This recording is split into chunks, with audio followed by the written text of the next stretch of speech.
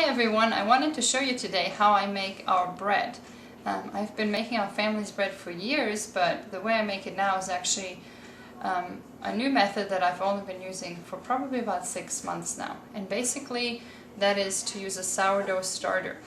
And the difference between a sourdough starter and regular bread is that rather than using yeast, like instant yeast, we just use the starter in place of the yeast, as well as flour, water, and salt. And those are the only ingredients in the bread. And the benefit of that being that the yeast that is in this bread, it's a natural leaven. It's like wild yeast spores that are just natural in the sourdough rather than commercial yeast, which promotes candida. So this bread is very easy to make, but it is a little different, and I just want to show you how to do it. So the proportions are very easy. To make the bread, like I said, you only need starter, flour, water, and salt. And for 1 loaf of bread, you want to use 1 cup of starter, 1 cup of water, 1 teaspoon of salt, and 3 to 4 cups of flour. You just do that depending on how your dough is turning out while you make it. So I will start with a starter. I'm going to make a triple batch, so I will use 3 cups of starter.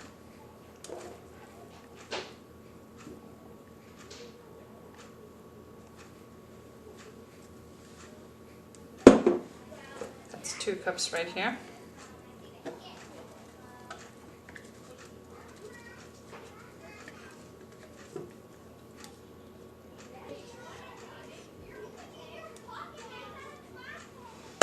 And 1 more cup.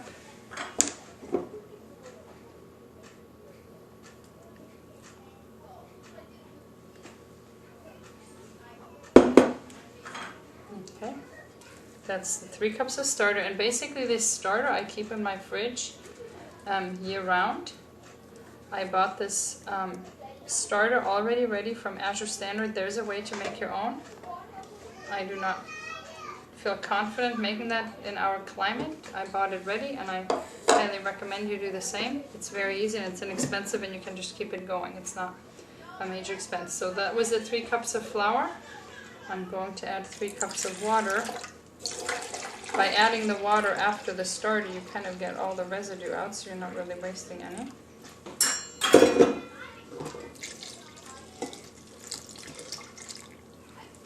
That's 2 cups.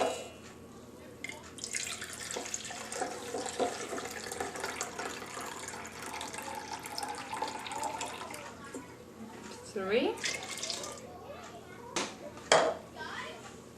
And then 3 teaspoons of salt. 1, 2, 3. Some people at this point like to add some honey. If you add about a tablespoon of honey to your dough, it will not have that sourdough taste at all.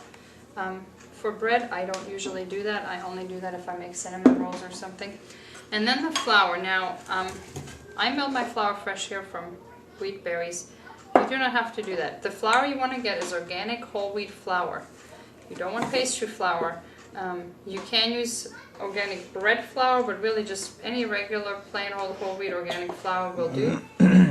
And while it is true that freshly milled flour has more nutrients than flour that's been sitting on a store shelf, this process of fermenting the bread and making it a sourdough bread will actually add many, many nutrients and offset the fact that you lost vitamins if you're not using freshly milled flour. So if you don't have a grain mill, don't feel bad about it.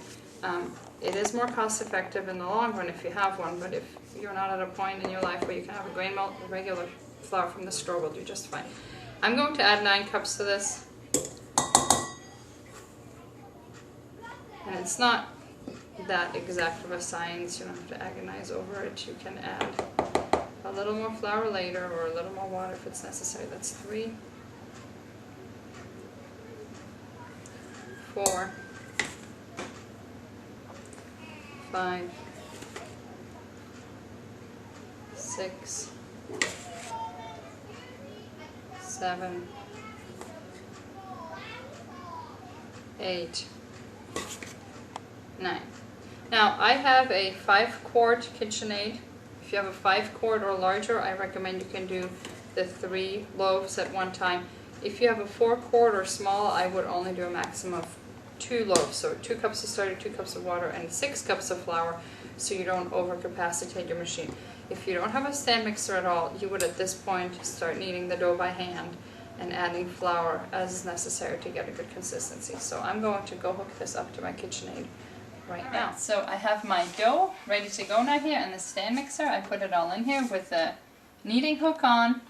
And I'm going to first start out just on the lowest setting because I don't want flour to go everywhere. And I'm just waiting for it to get moist.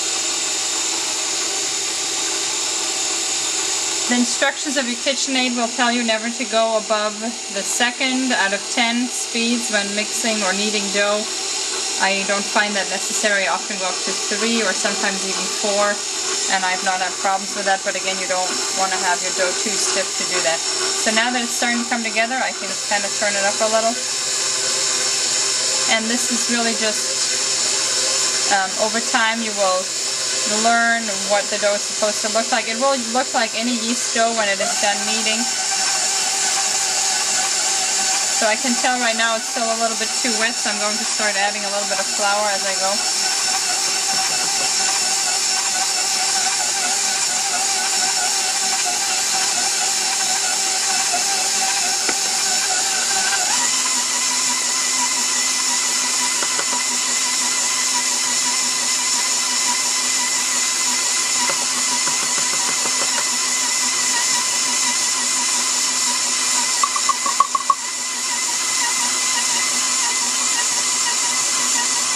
And when you can start to see it pulling away from the sides, and it makes a clean bowl, is when your dough is dry enough but not too dry. You just want to add a little bit of flour at this point.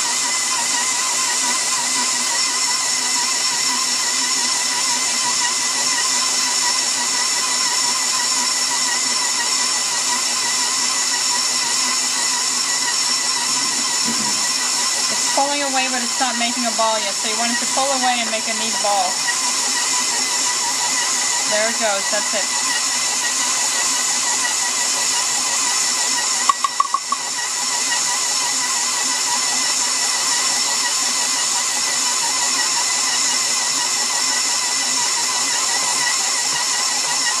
So it is now making a clean ball, as you can see. It's forming a neat ball. And I'm going to let it knead. I'm turning it down a little now. I'm going to let it knead like this for several minutes to develop the gluten in the dough and to just get it kneaded really well. It will help it to rise. So I will just let this go for several minutes now. Alright, the dough has been kneading for several minutes and it looks great. The bowl is clean. The dough is still nice and moist and spongy, so it kind of sticks when you touch it. This is exactly the way we want it. So we are ready to get it to rise for the first time. Alright, well now that my dough is ready, it is ready to get started rising. Now, unlike yeast bread that you might be used to that uses commercial rise yeast, this takes 6 hours on the first rise and 2 hours on the second rise. So you want to get this started early in the day. It is right now 9 o'clock at our house, so when I get this going, it will not need to be dealt with again until it's nap time, which is convenient. And if I have something big I want to make with it, like cinnamon rolls, I have time to do that. My hands will be free at that time. So it needs to rise, and if you notice, this bowl is quite a bit larger than the mixing bowl because this will at least double in size.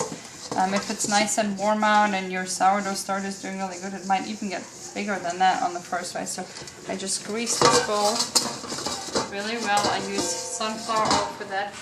I do not recommend using oils in cooked foods, but this is just for the rise. It will not get too warm, so you can use oil for that. And simply pull the dough out. It should come out clean out of the bowl, like that. Here's your dough, and this is now ready to rise. My best recommendation for allowing this to rise is to put it in an oven where either your pilot light is on, or if you don't have a gas stove, you could use just the oven light, and that will create a perfect temperature of about 100 degrees in your oven, 98 degrees. It will be perfect for this. If your oven is occupied, you could just cover this with a dish towel and set it out of reach, maybe on top of the refrigerator or on top of the freezer, where it will sit undisturbed for 6 hours. You will know it's done when it's risen to about here and it's just evenly filling the bowl. So this is ready to go in now. Alright, well here we have the dough. It is now risen enough. I actually only let it go for about 4.5 hours today. It's very warm in our kitchen today.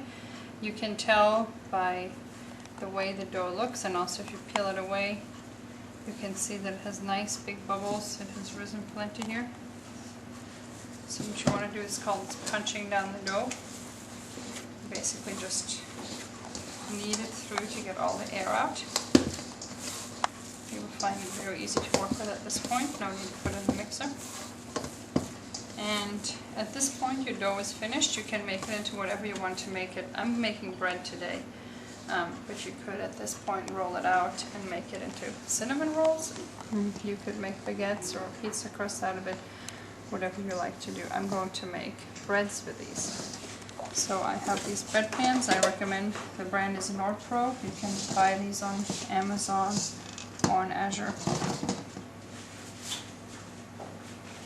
And you just need to grease them well, but the stainless steel is a much healthier option than the non-stick pans. I think these are about 9 by 5 inches, maybe 10 by 5 inches, I'm not quite sure on the size. They only make one size. So you want to grease it. When you grease it, you want to make sure to get all the way up on the lip of the pan, just in case the bread rises a little bit higher than you intend. And I'm going to make 4 loaves out of this today. Sometimes I make 3 if they're a little bit bigger. Sometimes I make 4, or I might make a couple of loaves and some pizza crust, or a couple of loaves and cinnamon rolls. Today I'm just making bread, so I'm going to divide this equally into 4 pans. 4 is the most that my oven can hold at one time. That's why I make this size batch. So just make sure you get into all the corners when you grease the pan.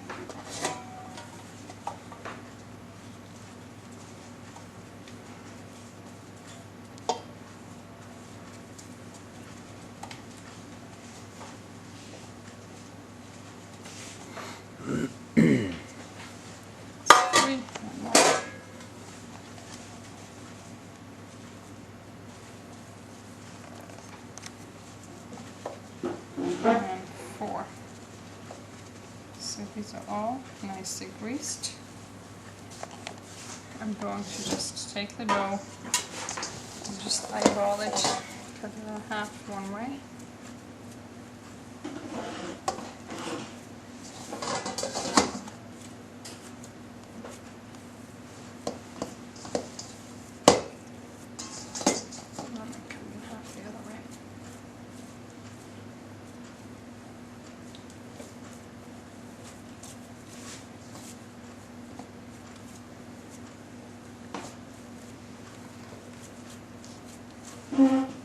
Actually, I don't think I have enough dough here for 4 loaves. I'm just going to make 3 loaves and save the rest too. I'm just going to make 3 larger loaves. It's not quite enough to get 4 out of it.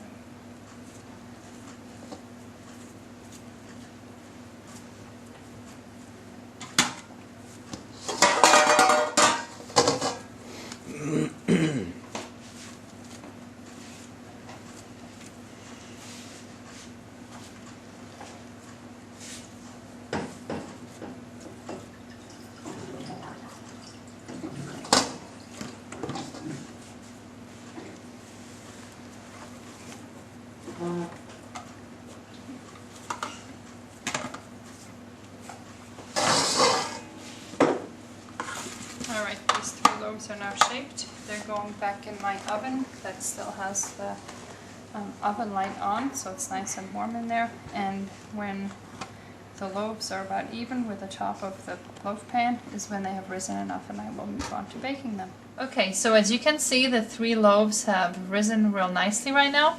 If anything, they are slightly in danger of over-rising because they're going to rise a little bit more once I turn the oven on, and if you let them go too long, they will actually collapse and have collapse spots in the middle. So this is the most you ever want to let them rise. So I'm going to close the oven. I don't even move them at this point. I'll let them rise in the oven, and then when they're ready to bake, I just simply turn the oven on.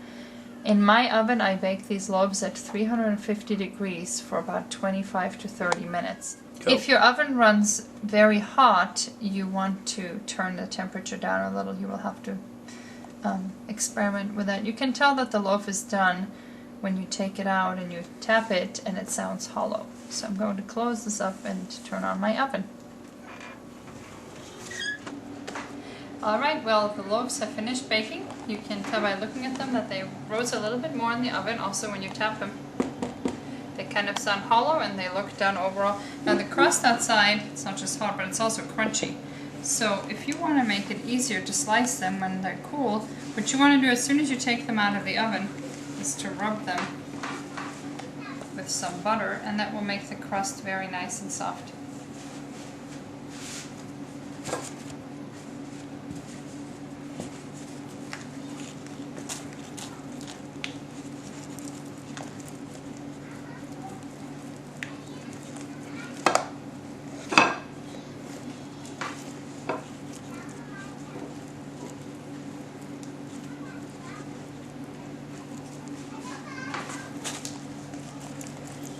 The butter should just melt immediately, and it will actually also help release them from the pan, because a little bit of the butter will trickle down the sides into the pan. Just be careful not to burn yourself during this step. It will also make the loaves a lot more shiny even once the bread has cooled. Of course, you don't have to do this at all. If you want to have more of a crunchy bread like a baguette, you definitely want to omit this step. As you can see, these loaves rose quite a bit. I should have probably made 4 loaves out of them like I was originally going to do. They are now done. And you can just take a knife and carefully run that along the inside here to loosen the bread from the pan. If you're having trouble getting the bread to release, try letting it sit for a few more minutes. The condensation from the bread as it cools will make it release from the pan more easily. So there's no need to pull it out right away. Here is the bread. And there is the pan. You can see it released quite nicely. Alright, here we have the 3 loaves. They're now out of the pans. They're still very, very hot. Much too hot to slice. You should let it cool at least for an hour. If you were to cut the bread right now, it would tear. You can tell how the crust is already going soft from the butter, and it will continue to become softer as the loaves cool. So this has to sit for at least an hour now, and good luck trying to keep your family out of the warm bread.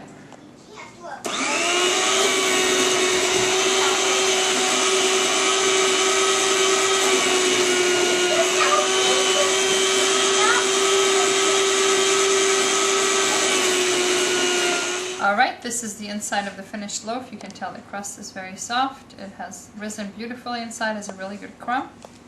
These are the slices. And mine is actually still slightly warm, so the butter will just melt right onto here. We're having this with dinner tonight, so I have to get going on this. Here we have the official taste tester. How is it, Becky? Good. Do you like it?